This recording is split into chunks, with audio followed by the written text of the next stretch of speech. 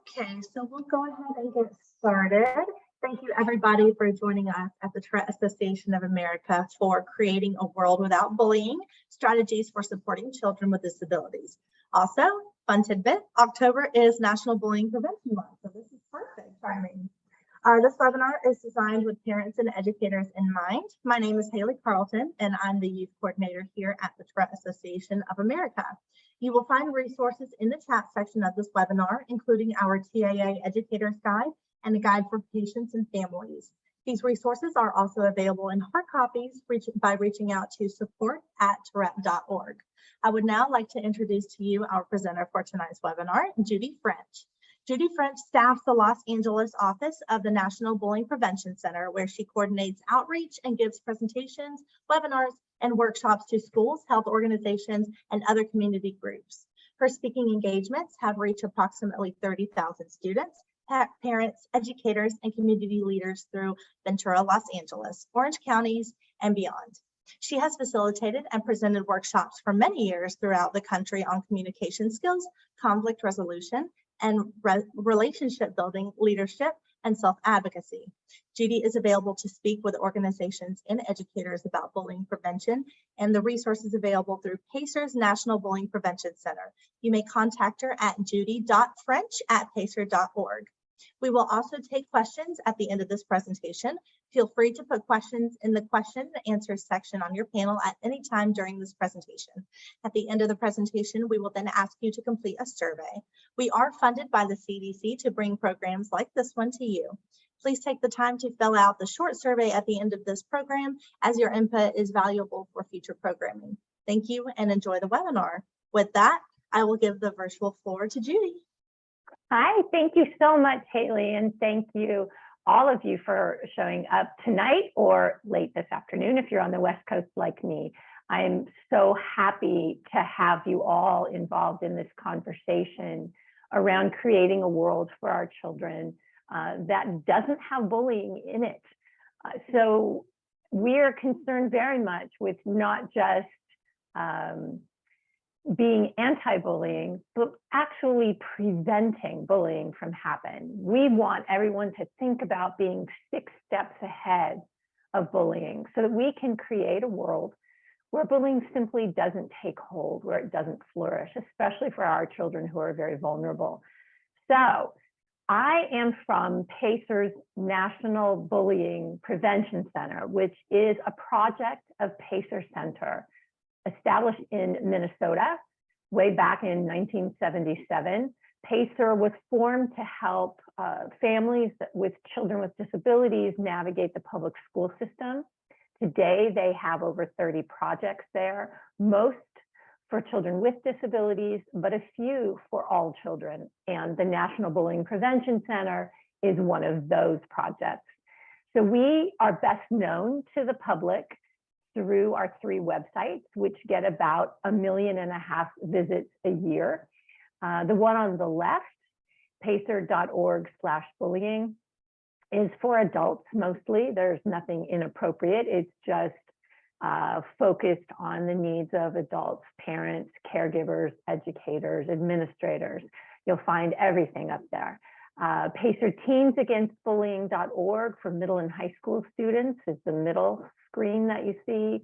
And the one on the right is for elementary students, PacerKidsAgainstBullying.org. Again, the 2 student sites are for those developmental levels as well as grade levels. So as a parent and a former librarian, I always say preview before you send your kids anywhere on the internet or online. So just take a look at all of the resources. Most of what we have is yours to take. It's free and downloadable. You can print off anything you like, take it to school. If your kids are working on a report about bullying or prevention, lots of facts and statistics, videos, polls, things that they can interact with. So go take a look at all of that. It's all there for you. Tonight, we're going to talk in general terms, and I want to tell you that in the beginning of every presentation, I want adults to understand that bullying advice, good bullying advice, is situation specific. So if you are thinking of a particular bullying experience that you had or that your child is going through right now or had, it can be frustrating sometimes to hear a more general focus on advice, but you have to be very careful with bullying advice. A lot of what goes around doesn't or may not apply to the situation that you're thinking of.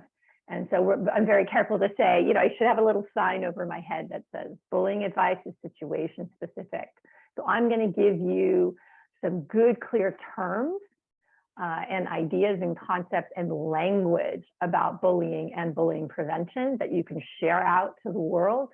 And then we're going to talk about how you become an effective advocate, but also how you teach your children or the children you're involved with to advocate for themselves. So that self-advocacy piece that we want our kids to have, and some strategies and resources for working with the school or your community at large. One thing that I also want to make sure that everybody understands, and one of the reasons why I get so excited to speak to adults, to an adult audience, is that the research is pretty clear on the fact that the adult response to bullying is so variable. And it's a variable and inconsistent to the point that most kids think we don't know what we're talking about, or they don't trust the advice that we give them. And so we need to make sure that we're all on the same page, using similar language and similar concepts, if not the same, for when we have these really important conversations with our kids about bullying and preventing bullying or anything serious, but especially for bullying, which is why we're going to spend the first part of this presentation on what I like to call Bullying 101, so that we can all, as adults, start speaking with one voice in the same language about what bullying is and about what it isn't. So here are a few things that are so persistent, the obstacles to getting us to that world without bullying. And people for probably millennia have hung on to some of these ideas about bullying. And it really prevents us from going much farther and improving the communities around our children who are vulnerable. Take a look at these views and myths and see if any, are ones that you were told as a child. If you witnessed bullying, or if you were troubled about something that had happened to you, but bullying came up, or if they never used the word bullying, see if you recognize some of the statements here. I can tell you that my mother said to me, just ignore it, it'll pass. They're just jealous. My father, on the other hand, took the opposite end of the behavior spectrum and said, I'm going to teach you how to throw a punch and land it first, because if you bop them in the nose, they'll never bother you again. Both of those pieces of advice, by the way, tend to escalate bullying situations, which sounds odd, right? Ignoring it, which is seems like you're doing nothing, and having a physical response can escalate bullying situations. But for my parents, that's what they were told. And so are the other sentences on this list. Couple that really, of course, are just devastating to even read. Some people deserve to be bullied. We know that one of the highest risk factors for becoming a target of bullying is any difference. So for children that physically are different, that look different, walk different, have tics, that's going to be a point of difference that may make them at higher risk for bullying. There are no guarantees with bullying, because again, it's the community around a child where the norms are set for behavior. And sometimes kids have support around them that will not allow for bullying to take hold. But that some people deserve to be bullied phrase is something I think about, because in adult world, it seems okay to make fun of or make jokes about certain kinds of people. If you listen to radio in the morning on your way to work, you know that there's ample room for jokes to be told about certain folks, and we all laugh along. My kids hear that and pick up on that, and they bring those norms to school sometimes. So, tough one. The other one that is so pervasive that I think it must have started, in caveman times, is bullying will make kids tougher. That is a myth, I think, that has been promoted because we want to think that if kids survive more or less intact from a trauma like bullying, that they'll be better for it. Well, that something good will come out of that pain. And of course, it's not true. Yeah, it's not true. Bullying breaks kids down. And if you were lucky enough to survive it and you feel that it formed you in some way that made you stronger, great. But for most children, it doesn't work that way. The last one I want you to think about very strongly is telling a teacher about bullying is tattling. Kids with disabilities are bullied at a higher rate than their peers without disabilities, but they're also told not to tattle almost twice as much as kids who are coming to adults to tell them something. So we have a funny relationship with when kids come and bring us difficult stories. And as adults, we need to keep these lines of communication open, or we're not going to hear the difficult stories from kid world. And if we're not attached to those communications from kid world, we're going to miss a lot. So our distinction between telling and tattling is what you do to get help. And with bullying, you need to connect with a caring adult and tell them what's going on to get the help you need. That is true. Most bullying will not stop until a caring adult gets in the picture. Tattling is what you do to get somebody in trouble. And so make those distinctions for your children. And we'll talk about the self-advocacy piece later about how best to express what you need, who to go to, because those things are absolutely not clear to kids at all. So common views and myths, to know that these are the lenses of the adults out there in the world around your children and students, and then maybe lenses that we all sort of have still. So we need to look at those and help get rid of them. All right, so it may interest you to know, because I find it fascinating, that there is no single definition for bullying or cyberbullying. There is no single definition. There are a lot of definitions, and each school district probably has one that is slightly different from the other, very similar in certain respects. What we've done here, this is not a legal definition. What's here and what's written here is for the ease of recall for you. We take the best evidence-based definitions, definitions from organizations we really trust who have done research. We take out the commonalities, the hallmarks, and then we put them together here for you. So, hurt or harm, it could be to the body or the mind. Yeah, it could be hurt that you can see, hurt that you can't see. The target really cannot stop what's happening to them because they don't have the same amount of power as the person or group doing the bullying. This is really key, because if you think back to some of the advice that goes around all the time, the advice that my parents told me, we put a lot of advice toward the target of bullying, as though if they did something different, whether that's fight back or ignore it or walk differently or try not to do something, that somehow that will fix it. And it can't. That in a true bullying situation, the target can't really get it to stop. So it's super important. That's why adults, caring adults, careful adults need to be involved. Now, really important feature of every school definition and most legal definitions, all legal definitions, is repetition.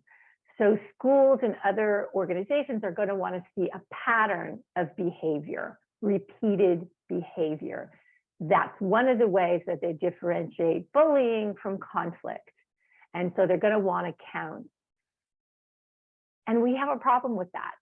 What's difficult there is very often kids will have tried to solve this problem they may not have named as bullying or cyberbullying, and it's happened several times, but they've only just told us about it.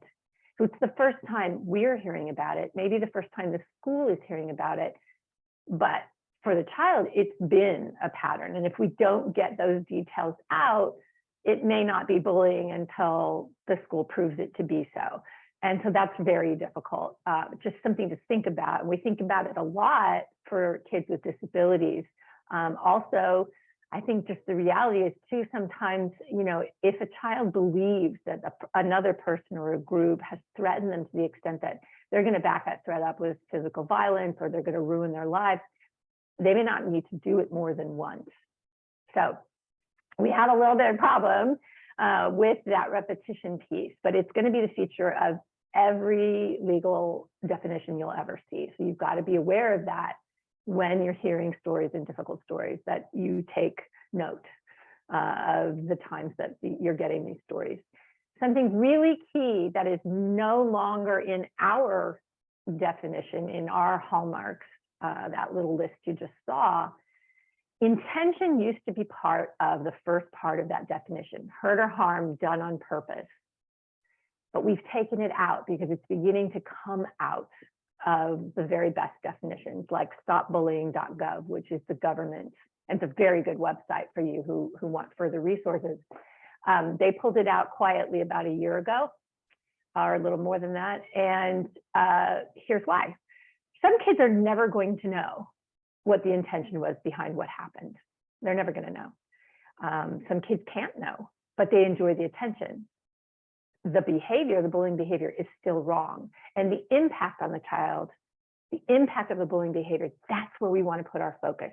So if you find yourself in a conversation that starts to revolve around intention, oh, he was just joking, oh, he didn't mean it that way, oh, she's just so sensitive, those types of conversations, please redirect towards impact. But the impact of what was done left my child absolutely upset and crying, and they don't want to come to school. That's the impact. So we really want to make sure that we're talking about behavior and impact. Okay, very, very important. So that's where we're focusing now, because trying to advocate for kids with disabilities means that we've got to look really at what kids and adults can figure out after the fact.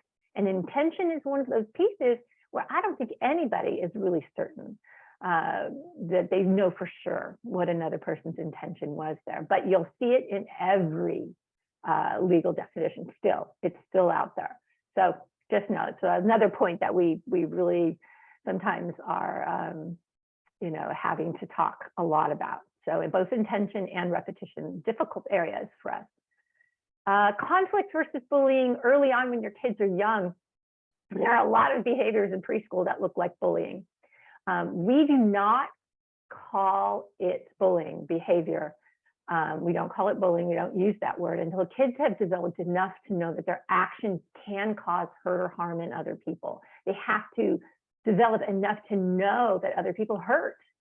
So that's usually 5 or 6, right around in there. And so before that, we really don't use the word bullying, even though you do see behaviors that are aggressive. Now, conflict happens between people with equal power, same playing field, they're playing the same game. With conflict, one day, somebody is the top dog, next day it's the other one, they're arguing, there could be big feelings, they may not be friends anymore, but it's equal power, okay? The people involved have equal power. With bullying, and the reason why I have my little spiffy gif here is because if I know something about you that gives me a little bit of power over you, and I know that if I say this word or do this thing, you will react, then I'm going to keep hitting that button and seeing that reaction because it gives me a feeling of satisfaction and control. So recall our definition. In bullying, the person doing the bullying behavior has more power than the target, the person who's receiving that bullying behavior. The target really can't stop it. They just don't have the same amount of power. And the person bullying is going to keep doing that thing to get the reaction that gives them a feeling of satisfaction and control. So difference between conflict and bullying. And it's really key because very often in schools, teachers may see something, they may see it very quickly or hear about it very quickly and think it's conflict and give advice that would be good for conflict. And conflict resolution strategies are brilliant and wonderful. but they don't apply to bullying. Yeah, bullying is when the adults need to step in and do something. Right. These are the categories we use for the different types of bullying, and other organizations may categorize things differently. This is how we do it. It just simply allows us to speak to students in a certain way about what they're seeing. It might interest you to know that recent research is telling us that we were wrong about verbal being the most common form of bullying. That's what I used to say for years, because, you know, verbal bullying can happen very quickly, can be very nasty, and I can do it with a smile on my face. So, and it's a part of cyberbullying very often. So we, you know, words came in as number one, the most prevalent form of bullying. Well, it's not, according to some new research out of the University of Missouri. The most prevalent form of bullying is the most subtle form of bullying, which is social exclusion. That social exclusion piece is devastating for kids who want nothing more than to be part of a group or the group. And so that is actually a very difficult thing for even savvy adults, let's say the folks who are watching the recess play. It's very difficult on the fly to see all of the dynamics that are happening. And it's a tough one. And it's the one that means the most to our children. It is far more painful to be excluded than to be hit for many kids. And I'll tell you from speaking to kids, they'd rather take a punch than lose a friend or be kicked out of a group. So it's just something to think about, because we forget, you know, just how hard it is to feel like you belong. So cyberbullying is the one that's the big, you know, monster in every room. Still, you should know that most bullying occurs face to face, and cyberbullying most often does not occur until there's been a face-to-face contact. So in case you were wondering, it's not the same for adults. Adults seem to be quite fine bullying total strangers online. So this is just to remind you, and I hope you're hearing it in my speech as well, that we must be very, very careful about our language with regard to bullying. I don't use the word bully as a noun. I never label a child in development, a child who is struggling to get through the school day, to learn all these things and to be a social being. I don't tag them ever with that word bully. It's not fair. It's a label that does not come off. So that kid could be many years past the time where they were doing aggressive behavior like bullying, and they're still known as the bully. So we don't use that at all. We do use the word target instead of victim. That is something that we've sort of agreed is less damaging than the passive sort of victim word. So you will hear me use target. Well, that label I will use. And this is just to remind you that it makes your language a little more convoluted, but it helps you focus on what's really important here, which is behavior. We want the school, we want the kids, we want everyone to be focused on what is happening, the behavior, and not on assassinating the character of the child or children involved. They're in development. They can change the situation, and we should never want to give them the idea that they're stuck, either as someone who is bullying or someone who is being bullied. So our language needs to reflect that changeability. You are not stuck in this role. I know it feels like you're all alone, or I know it feels like you're trying to be part of this group and they're doing this bullying. There is a way. I don't know what it is right now, but we are going to sit down and we're going to figure this out. You're not stuck in here. And for the witnesses, whatever word you want to use, bystander, upstander, as long as it has energy to it, because they have a powerful role to play in the community, and they are by far the biggest number of students. Most students in schools will not be actively involved in a bullying situation, but everyone will be aware and affected by bullying when it happens in the community. So just good to know that language piece. The question that parents often want to know is who bullies? You know, who becomes that person who causes pain in other people, and who is most often targeted?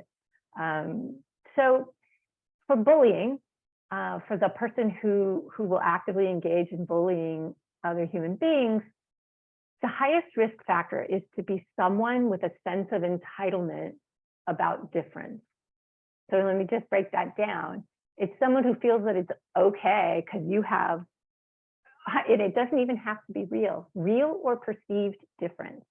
If I know, for instance, that calling you gay is going to bother you, well, then I'm going to do that. If that's my idea, is to bother you. So that sense of difference, that the sense of my behavior is okay because you have this difference, right? That's the biggest risk factor. Also, we know that children who are being bullied will often turn around and bully others. Sometimes kids who bully, the bullying gives them a sense of control where they may not have control in other parts of their lives. So that's for kids who might bully. For kids who are targeted, and believe me, there is no guarantee for any of this because there are communities that are set up in a way where this stuff gets shut down very quickly. So don't think that this is a guarantee, but children who are reactive are often targeted. And so children who are physically reactive, of course, they're visibly different. So that is one risk factor.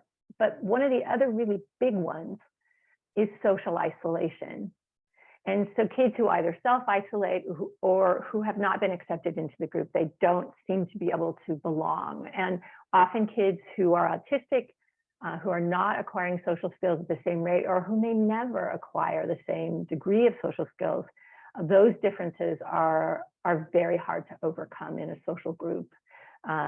And so, you know, that's a big factor. When there's just one child, and it doesn't even have to be a good friend, but just one child standing next to someone who might be targeted for bullying, that one child reduces the risk that the socially isolated child will be bullied. So having even one friend or having an ally who will stand with you is a big, big deal. Kids know this instinctively. It's why they don't want to be kicked out of the social group or the social order, because it's safer to be with other children. And so that social exclusion piece, or the social isolation piece, is something we look at. What can we do to help make a better community where kids aren't excluded easily, where kids know what to do to include others? So moving from the bullying 101 piece, I'm just going to quickly ask Kaylee if there was anything in the chat that needed to be addressed right now. And if there isn't, I will move on to the next part, which is advocacy and self-advocacy and working with the school. So if there's anything that I need to attend to in the chat, you just speak up and let me know. Okay. So supporting the child, I know this sounds very obvious, but when a child comes to you with a difficult story, like a bullying story, when it's your child, very often, you know, we're caught flat-footed. And I can totally understand that. Even with the work I do, those were not happy days when my kid came crying to me about something like bullying. They were terrible days. So the first thing and the most important thing is really to sit and listen. I know I have talk with there, but really if I had a list of 100 things to do, the first 99 would be listen, take in that story, offer a listening ear. And if you think about what we want when we're going through something and we call a friend, we do not want instantly to have advice. Do this, do this, do this, don't do that. We really want someone to listen so the story comes out. And with bullying, kids are often very embarrassed and ashamed that they came in for this bullying. They feel like they should be able to fix it themselves. And if they could, they would never come to us about this. They can't. And so when they come, we need to get those details out. I'm going to show you a tool in a minute that will help with that. We need to support them, obviously. And I do have to remind parents, don't go all NCIS on your child. You know, don't like all of a sudden do the detective show thing where you're like, all right, you know, what are the facts? Because you won't get them that way. We have to cleverly set the stage, have a soft landing pad for that story to come out. And you don't know what you'll be hearing. It could be that your child comes to you because they're part of a bullying scenario from the bullying side of it. And that's a really tough conversation. So we need to have it be easy as much as possible, and to give them some of that power back that bullying takes away. I'm going to show you something that we call the student action plan in a second that will help do that for you, so that the conversation is scaffolded by this resource, because it's hard, and I know it's hard. But those are basically the 3 steps. Listen, support what they tell you. You'll get more details as it goes on. Let them know that the situation isn't stuck. It's not fixed as much as it feels that way. It can be changed. They can help create change. This is important. No matter who your child is, you can change this situation. I'm going to help you. You are not alone. So this is the resource that I was talking about. We call it the Student Action Plan. And it's a wonderful resource. It's really powerful, and it's dead simple in terms of steps. Number 1, you get those details, but let the story come out as it comes out. Believe me, a first grader telling you a story is going to be all over. It's going to be like hunting, to find the linear part of the story. And so you'll get those details, but you may even start with step 2, which is just the part that helps them learn self-advocacy, okay? So if this were different, this awful situation that you're in, what would it look like? Like, how would people act? What would they be doing? What would be happening to you if the situation were better? Yeah, you tell me what that looks like. That's the self-advocacy piece. What do you want to have happen? And that step 2, by the way, when you open this up, you have examples, children with and without disabilities. And then when you turn it over on the back, it's 4 pages. It's blank. It has this blank grid of white space. It's very de-escalating, and it's structured. So both the adult, and I'm speaking from experience, and the kid start to think like, okay, there's a plan here, and we're going to make it. And that step 2 says, plan's not going to happen without you, my child, my student. This plan can't happen without your input. There will not be a plan. We know when students are involved in creating the solutions of problems they're involved in, the buy-in is much greater and the solution's just better. And this is the place where I need to tell you as adults, most children who are being bullied or involved in a bullying situation, they just want the bullying to stop. They don't necessarily want the other child to be punished or the group to be punished. They know, and they're right, that can bring retaliation. They just want the bullying to stop. It's the folks from adult world. It's we adults who want consequences that are more like punishment. And yes, we believe that there should be consequences, absolutely. And there's repair that needs to be made, but that's very careful work, and it has to be done very carefully. And the kid who is bullying, we don't want them to think that's it, they're stuck. That's why, for instance, one of the facets of why zero tolerance policies don't work for kids, because it says, oh, you did this and now you're out. By the way, the research tells us zero tolerance doesn't work. It does not work as a deterrent. So, it's just something that kids, it's hard for them to wrap their mind around, right? And kids will make mistakes like this. They will burn bridges. So we need to help them figure out, how does it get better? You tell me what your idea is. That's a huge piece. If bullying takes power away, step 2, that self-advocacy piece, is what gives power back to our kids. And this is the hard part, especially as kids get older and they don't want you involved, because very often, we don't give great advice, and the advice we give they can't do. So we have to convince them that step 3 is where we go out and find out who else needs to be involved. I'm with you. You are not alone, my child, my student. I will be with you. But there are going to be other people that have to know, and we'll navigate it carefully. But there are other people that have to help us. And that creates then this impression in a child that there's a web, a safety net below which they will not fall, right? We have to be careful, but this can be done. And it's very important for our kids to know that the safety net does exist and they're not alone. So if your child has an IEP, and you notice we've used the word collaborative up there, we really want you to think about your work or your involvement with the school as being collaborative, as being a partnership. I know, because I deal with these calls every day, that very often it becomes us, them. You know, you're asking for things that are not being provided to be able to give your child a fair and appropriate education, what they deserve, and you're not getting it. I know that there's battling that goes on. I know that IEP meetings are convened and it feels like you're going to war. However, if we're talking about bullying and the prevention of bullying, remember the 6 steps ahead part, we need to do a few things, and we can use the IEP to help us.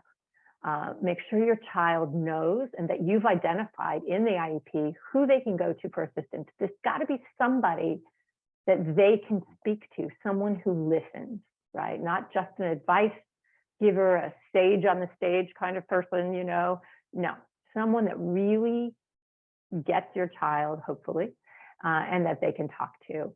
Reporting is another really big deal at schools, and very often, and this is not an excuse, but my heart goes out to staff because very often they have not been trained enough in how to report, or the reporting is not consistent.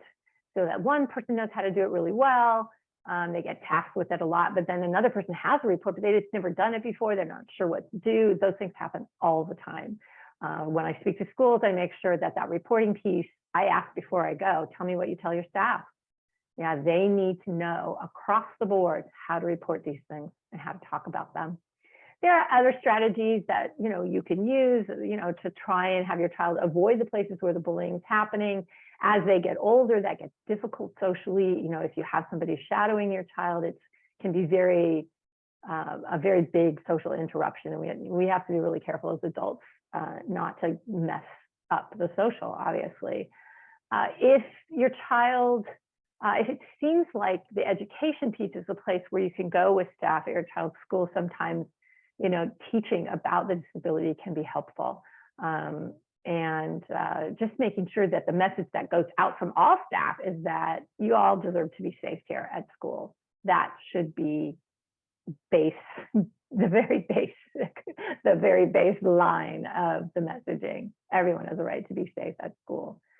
2 things. So I want to do a prevention roadmap and an intervention roadmap here. Prevention, as early as possible. And I realize now we're in October, school's been in for everybody at least a month, if not more. For some schools around me went back early in August or by mid-August. So, but it's never too late to do a reset.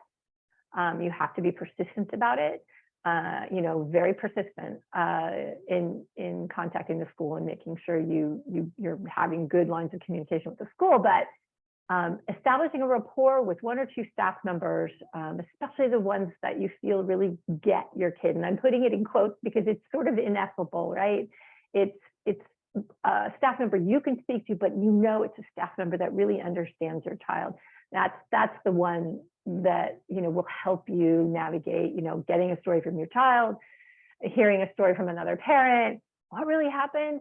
Somebody who gets your kid will, and who has seen them in social interactions at school will be able to help you with that. So that point of contact for you is as important as the point of contact for your child. And then again, it may be possible that a presentation on your child's disability or some kind of education piece will help.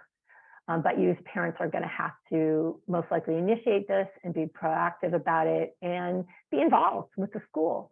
But that can be a good piece. I've attended many of those, and I would say faculty and staff are often quite grateful to hear how to deal with certain things, insulin pump, or certain signs of, or certain symptoms that would let us know that a child's in distress, or certain things that have happened. So, of course, we want to make sure that any safeguards that we're thinking of are in place before the school year starts. But again, I'm a big fan of resets if things are not working. And again, know that you have to be persistent and resilient to get those happening for your child. In terms of intervention, and I'd like to say that we would really love to focus on connection between adults and students at school, between parents and their children, those connections, those warm, positive connections between adults and children can make the difference in a child's life for prevention. Because when kids are connected to us, connected to each other, connected to adults at school, bullying can't flourish as easily. But sometimes those things don't happen, and we have to go to intervention. And so get the stories before the hard stories. Get all the stories, lots of little things that you can do as a family. Bedtime is a great time, even though you're exhausted. That's always the time when they're going to tell you all about something. And there may be other adults in your child's life that they really open up to. When I speak to adults, I say, you never know which adult you are for a child in your life. You could be the neighbor that this one child opens up to. You could be the coach, you could be the director, you could be whoever, you could be the person who volunteers to watch the recess yard or the after school class. And the children just, have a rapport with you, and they just feel that you're the one they can open up to. So we all have to be ready for those listening opportunities. Use the student action plan. If you need to, contact the school right away and keep a copy of every interaction. I don't ever want to make opposing parties between parents and school, but this is the world we live in. You need to know, I contacted you on this date, I spoke to this person, or my child says this happened on this date, here are the folks who were involved, et cetera, et cetera. So keep those dates and details. If your antenna go up and you think, hey, this is part of something bigger than a single bad day that another child had and acted it out on my kid, you need to start keeping, some notes on that. That's how things work. And that the follow-up, when you do have meetings and calls, before you leave those meetings and calls, you've got a path ahead for getting the feedback on whatever, if you've changed the IEP or you have feedback, you put something in play. I need to know, like, in 2 weeks, are we going to review this again? And who do I speak to? And who's going to contact me? Okay, so that follow-up, again, persistence, dogged persistence is going to be your watchword. 2 watchwords. You just have to be in there in a very positive way, reminding yourself and others that you're all on the same team to make sure that your child has a good trip through education so that they can get all the good stuff out, so that they can really, really realize their potential. Use the IEP, use the 504 plan if you have it. If you know that there's something that's occurred in previous year, incorporate some ideas, some positive ideas based on your conversations with your child for the next year. All right, being careful about social things, being careful about making sure that this is the plan, that they have worked on the solution with you. And we've had very good luck using the student action plan with very little kids, with kids who are mostly nonverbal. We've really used that plan to great effect. So I urge you to explore that. I'm not a lawyer, so I'm going to be very clear here that I can tell you where the line is. When bullying is revolving around a child's disability and it interferes with their education, then it may have crossed a threshold into the legal form of harassment. And so we know that there are protected classes, and disability is one of them. There are others. So please investigate your rights regarding, an issue of harassment. You're going to need, if you believe there's been disability harassment, the legal form of harassment visited upon your child, then you are most likely going to need to escalate, but you will need some advice about how to proceed. And it's likely that if it's happening, it's not only happening to your child. So you might want to reach out to other families who have said, have witnessed things happening, and, group up, because it's going to be, it will be rough. But that is the dividing line there between bullying and, legal harassment, if the bullying is revolving around the disability. Schools have a duty to keep your child safe and to act to figure out what's happening if bullying is around. It is an amazing thing to me that that some administrators and staff at schools feel that telling a child to tell the other child no will get an act of bullying to stop. But our training for staff is still inconsistent across the nation. Some schools that have administrators who are with, very good social emotional learning backgrounds, they realize and they prioritize social emotional learning, you will see a very different prioritization of bullying incidents. They'll get to that right away because they know it damages community. They won't let things fester and they won't tell kids to solve it themselves.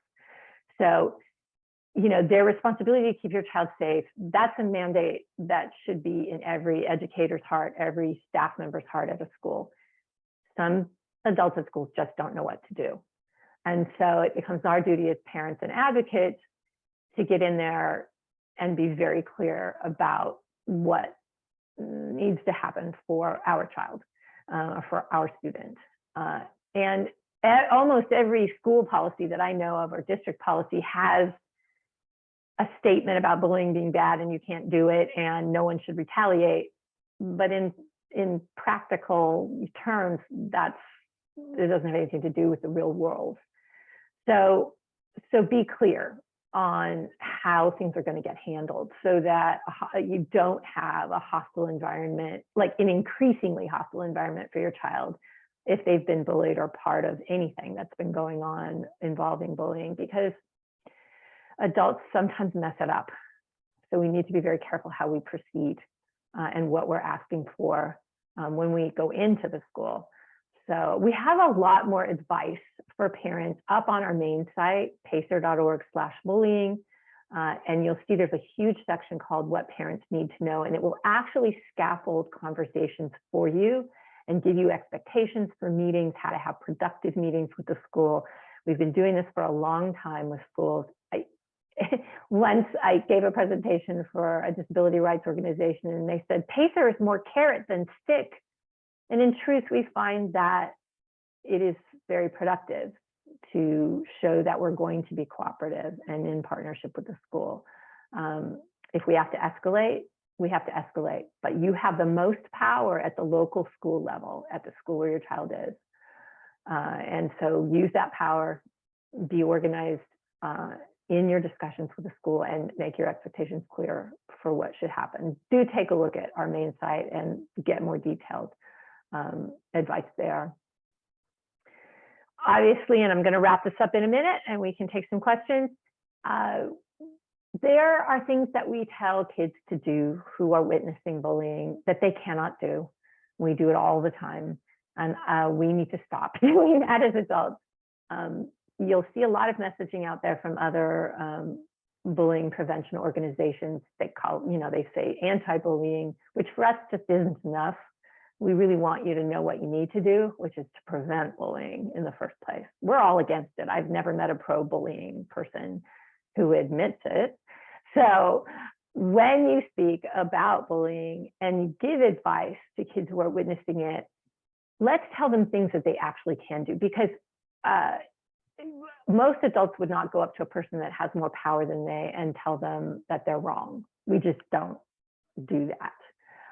And students can't do that either. That takes a child in the social pecking order that has a lot of power. They have to be willing to give up some of their power to actually go up and stop a bullying situation that's happening right in front of them. It takes tremendous courage.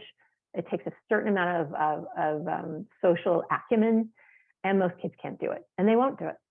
What they will do and what they can do, and what students who are being bullied want the most, is to have a peer sit with them and listen to what's been happening.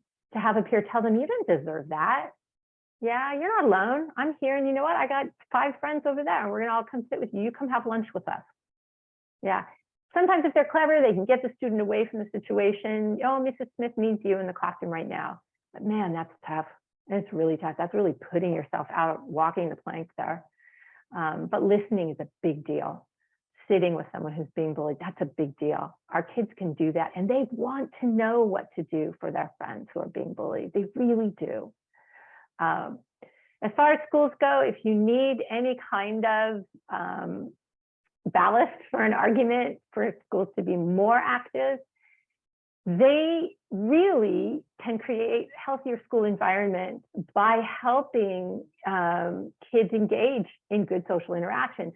However, the way kids learn social behavior is by watching social behavior. So when I talk to adults in school, or any adults, I remind them that it isn't what we say, it isn't what we promote, it is the modeling of the behaviors that we want to see. It's showing kids, this is what it looks like to accept difference. This is what it looks like to include others. It just is like this. That is far more meaningful. And that we create situations where they can try out these wonderful social interactions, positive social interactions, because we show them what to do. And that for kids with disabilities, we are very specific with our interventions to the child, very specific to the person and people involved in a bullying situation, but always helping them to increase their social skills as much as possible. Long term and the very longest term, there are 3 positive social behaviors that are seen to be protected in communities. They're not going to knock your socks off. They are very obvious, actually, as I've been talking about them all along, but you'll know these in your heart. The 3 that are most protected right now, and research is going to show us a few other things, but this is not going to hurt anyone to be modeling these for other people, other kids. These are the 3: kindness, acceptance of difference, and inclusion. Those 3 are seen to be protected. And in communities where these are active and energized, these 3 positive social behaviors happening all the time, kids are more connected and they don't hurt each other as easily. You don't hurt somebody who you know and you're connected to, right? So these are the 3 we need to promote and model, more importantly. We have a lot written about that as well up on the site. I'll wrap it up just by saying, this is where you can find me. This is where you can find the information I've been speaking about. Obviously, I'm so happy to stay around as long as you like to answer questions as best I can. I will answer them in a more general way. Specific questions sometimes are very difficult, but you can contact me there if you have something that would be more specific to just your child. Thank you.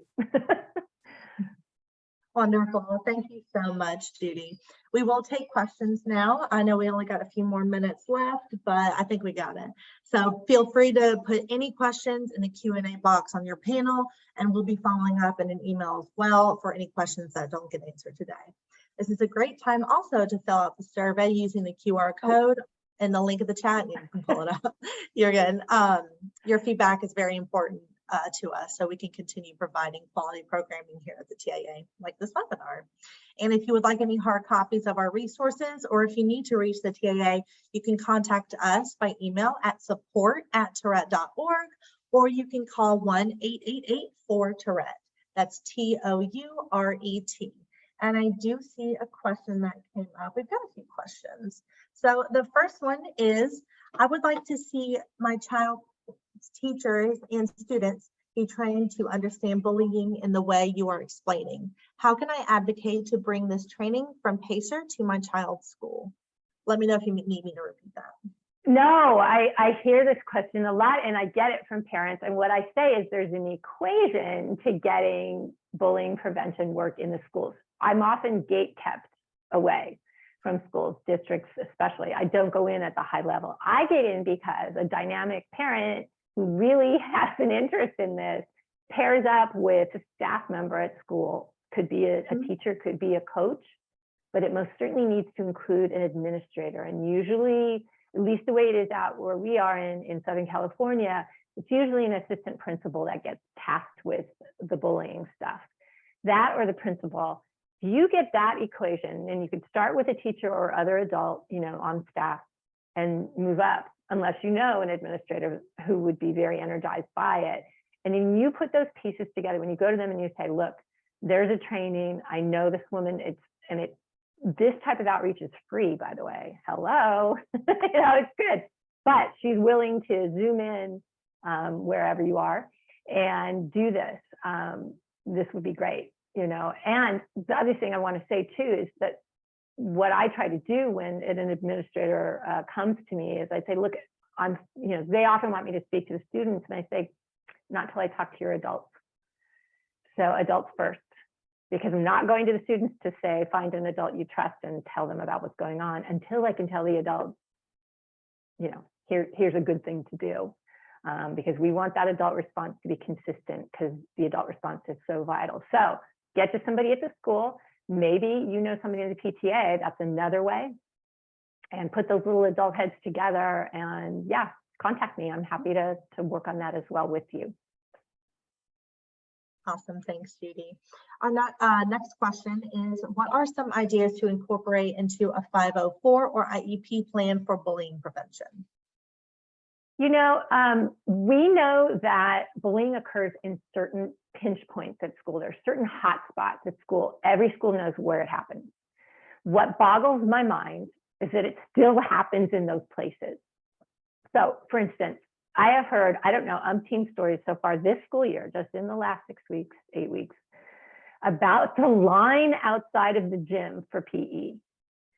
So if you know there's a place where this seems to occur and reoccur, ask for adult eyes, more adult eyes. And we also know, and we were actually just talking at Pacer this morning in a planning meeting, how hard it is to get staff to have more adult eyes. But I would ask for adult eyes in places where children are being bullied, or the risk of them being bullied is very high. The line outside of PE, don't ask me why, that seems to be a common one.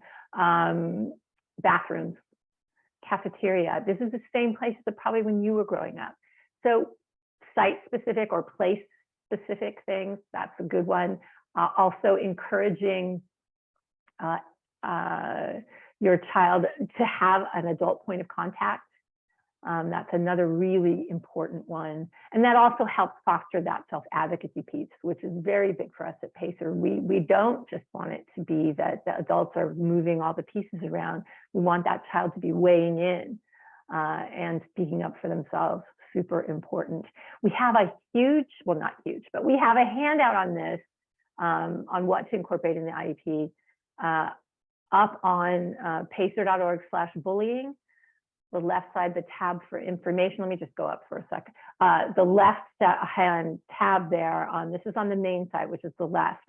The left-hand tab will be information, and when the drop-down menu comes down, there's a separate microsite for children with disabilities, and you'll see some more documents there that can help you with that. So there's a lot more ideas. Awesome. All right, we got one more question. What do you do if you talk to the teacher about it and they don't know what to do? What tools can we give them? Yeah, this is far too common. I would give them some of the same information that you got tonight, but what I tell kids, because they write in all the time and it breaks my heart, they tell me, I went to a teacher, I went to an adult, nothing happened. The bullying's still going on. What I tell the kids is find another adult. I mean, it's not something I love to say because it makes me want to go out and find the adult that didn't respond and go, well, okay, come on. But being directed towards good resources. Very often teachers aren't trained in bullying prevention during their teacher training, and they don't know. Or very often I find that adults have been told things that are untrue. So if, for instance, I imagine that bullying was something that was just a part of childhood, why would I care about preventing it? It makes you stronger, right? So getting them to good information and helping them develop an action plan. If that education piece is something you want to take on, you could do. Otherwise, find another adult. That's what I'd say, just to be practical and not waste any more time. There you go. Awesome. Well, thank you all again for attending our webinar tonight, and thank you to our wonderful presenter, Judy. If you have not used the link in the chat already to fill out the quick survey, please do so. And again, you can always reach out to us at support@tourette.org or call 1-888-4-TOURETTE. That's TOURET if you need any additional support. Thank you to everyone and have a wonderful evening. Thank you, everybody.